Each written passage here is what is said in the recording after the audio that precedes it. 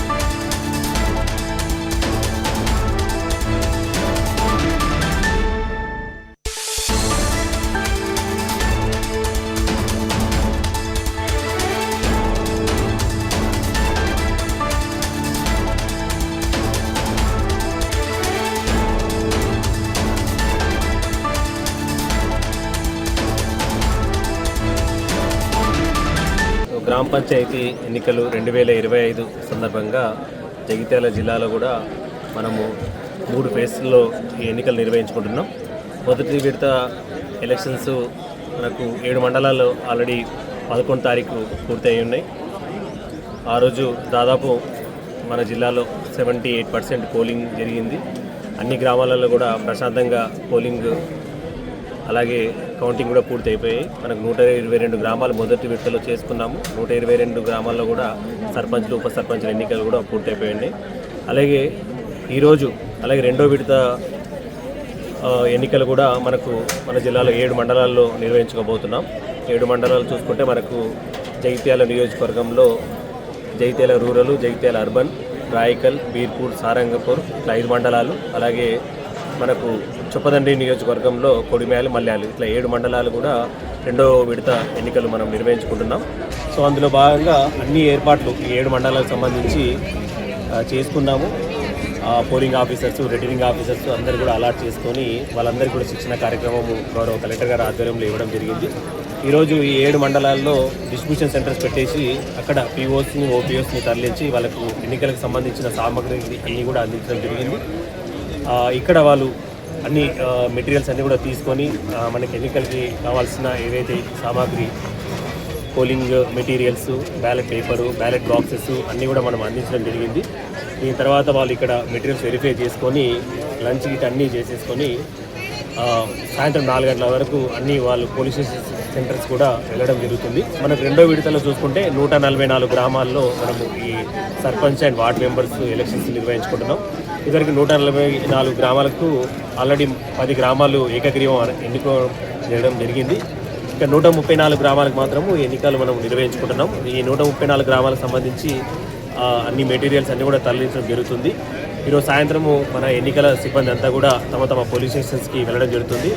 ఈరోజు సాయంత్రం మళ్ళీ తర్వాత రాత్రి అన్ని వాళ్ళు అక్కడ మెటీరియల్స్ మళ్ళీ వెరిఫై చేసుకొని పోలింగ్ స్టేషన్ సెటప్స్ అన్నీ కూడా వెరిఫై చేసుకొని రేపు మార్నింగ్ ఎగ్జాక్ట్గా 7 గంటలకు ఈ పోలింగ్ స్టార్ట్ కాబోతుంది. 7 గంటల నుంచి 1 గంటల వరకు ఓటింగ్ ఉండబోతుంది. 1 గంటల తర్వాత 1 గంట మళ్ళీ రెస్ట్ తీసుకొని 2 గంటలకు ఈ కౌంటింగ్ ప్రక్రియ కూడా స్టార్ట్ కాబోతుంది.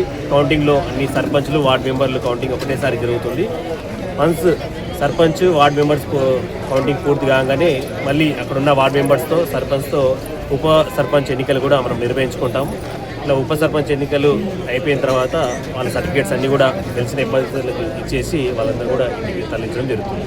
సో మన జిల్లాలో మొదటి విడతలో దాదాపు 78% పోలింగ్ పూర్తయింది. 78% మనకు ఓటింగ్ జరగడం జరిగింది. రెండో విడతలో కూడా చాలా వరకు జనాలందరూ కూడా ఈ ఓటింగ్ కార్యక్రమంలో పార్టిసిపేట్ చేయాలని మీ ద్వారా వాళ్ళని కోరడం జరుగుతుంది.